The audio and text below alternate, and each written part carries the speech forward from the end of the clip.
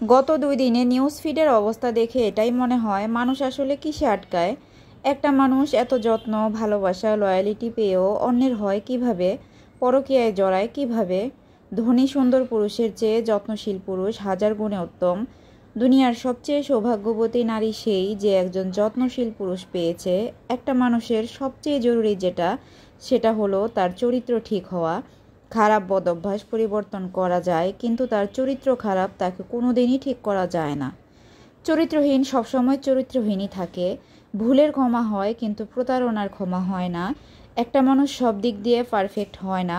মানুষটা যেমন আছে তেমনভাবে মেনে তাকে যত্ন নেওয়া আর ভালোবাসা উচিত। মেয়ে মানুষের বিয়েটা হচ্ছে লটারির মতো। লটারিতে যে ভালো পার্টনার পায় সে সারা জীবনের জন্য উইন। সবশেষে তিতা হলেও সত্যি মেয়েদের সুন্দর চেহারা হওয়ার চেয়ে ভাগ্য সুন্দর হওয়াটা বেশি জরুরি। কয়েকটা প্রশ্ন এবং তার উত্তর এখন আপনাদের সাথে শেয়ার করি।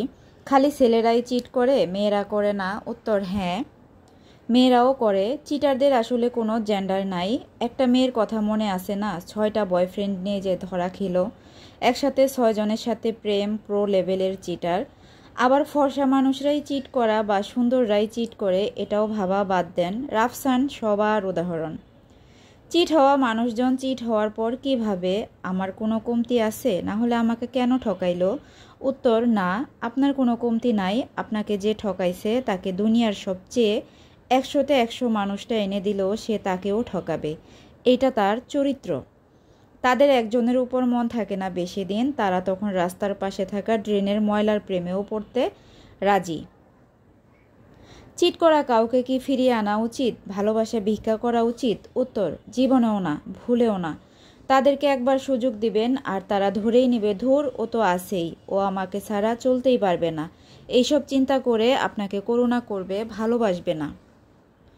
প্রচণ্ড ভালোবেসে ঠকে যাওয়ার পর সারা দিন রাত কান্না করুন, কান্না করতে করতে চোখের পানি শুকাবে, তবুও তাকে ফিরাবেন না। কান্না করতে করতে স্ট্রং হবেন। আপনার স্ট্রং হতেই হবে।